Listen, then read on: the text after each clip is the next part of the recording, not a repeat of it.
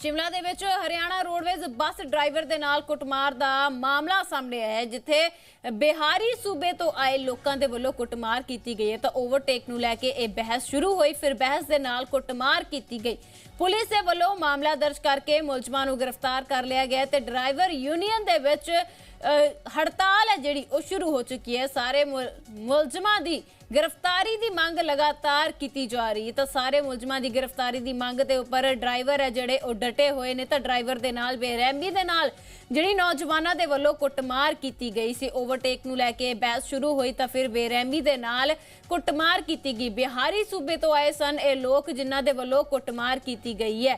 तो ओवरटेक नूं लैके ये बहस शुरू हुई। बहस तो बाद ड्राइवर की जिहड़ी है कुटमार की गई है।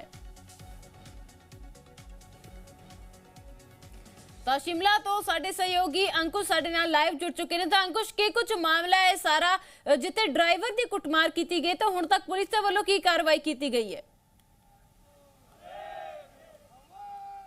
देखिए, एक बस आ रही थी वॉल्वो की दिल्ली से रोहड़ू के लिए। शिमला के घोड़ा चौक इलाके में ये बस पहुंची और बस ने दो गाड़ियों को ओवरटेक किया, लेकिन ये ओवरटेक शायद हरियाणा से आए सैलानियों को कुछ पसंद नहीं आया। इसके बाद दोनों सैलानियों ने बस का पीछा किया और चलती हुई बस से ड्राइवर को जो वो नीचे खींच दिया, ऐसा आरोप है। और इसके साथ ही ड्राइवर्स का ये कहना है कि जो मौके पर कंडक्टर बस में मौजूद थे उन्होंने बस की हैंड ब्रेक खींची, तब जाकर जो 40 उसमें लोग सवार थे उनकी जान बच सकी। क्योंकि जिस तरह ड्राइवर को ये आरोप लगाया जा रहा है कि चलती हुई बस से खींचा गया और उसके बाद उसे लहू लुहान किया गया, इससे ना सिर्फ ड्राइवर की सुरक्षा पर एक बड़ा खतरा था बल्कि जो 40 यात्री सवार थे उनकी सुरक्षा पर भी बड़ा खतरा था। इस मामले में पंचकुला के रहने वाले विकास और पंकज की गिरफ्तारी हुई है, लेकिन अब भी एक महिला और एक अन्य व्यक्ति इस पूरी वारदात के समय वहां पर शामिल था जो ठोक पहुंच गए हैं। और पुलिस का यह दावा है कि उन्हें डिटेन किया गया है, लेकिन ये लोग कह रहे हैं कि डिटेंशन से बात नहीं बनने वाली है, चारों को गिरफ्तार करना होगा। अगर गिरफ्तारी नहीं होती है तो इसी तरह ये जो प्रदर्शन है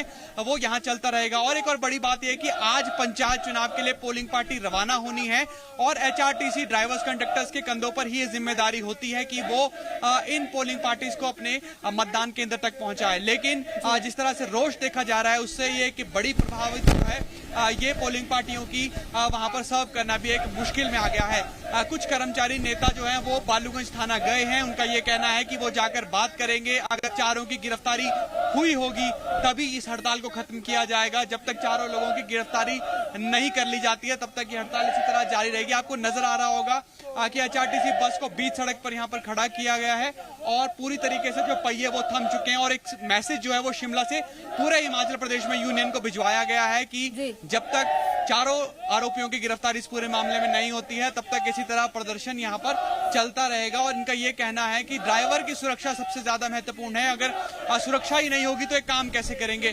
अभी क्या पूरा मामला है, अब कब तक आप लोग हड़ताल करेंगे? क्योंकि आपको लगता है कि वो दो लोग जो गिरफ्तार होंगे, क्योंकि कहा जा रहा है डिटेन हो गए हैं, गिरफ्तार कर लिया जाएगा, कितना आप आश्वासन पर विश्वास कर पा रहे हैं? देखो जी, अभी तक सिर्फ आश्वासन आया है, अभी पूरी पुष्टि नहीं हुई है कि पकड़े गए हैं या नहीं।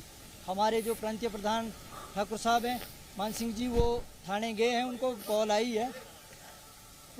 आई है थाने से भी थाने आ जाओ, तो गए हैं। जैसे ही वहाँ से कोई मैसेज आता है पकड़े गए हैं या नहीं पकड़े गए हैं, अरेस्ट किए या नहीं किए, तो उस आधार पर भी हम आगे की कार्रवाई करेंगे। पहले भी जोगिंदरनगर में भी एक दिन मारपीट का मामला आया, अब इस तरह के मामले और आए दिन परेशान होते ही रहते हैं आप लोग। तो आप लोगों को लगता नहीं कि कुछ ऐसे गाइडलाइंस मिलनी चाहिए कि आप लोगों की सुरक्षा भी सुनिश्चित? हमने पहले भी प्रशासन से तथा सरकार से गुहार लगाई है कि हमें भी मेडी पर्सन एक्ट जो है लागू किया जाए ताकि हमारी थोड़ी सी सेफ्टी हो सके। क्योंकि चालक और परिचालक हमारा बाहर रहता है, जंगलों में रहता है, जंगलों में रात बिताता है, आए दिन कोई ना कोई कहीं ना कहीं से झगड़े होते रहते हैं।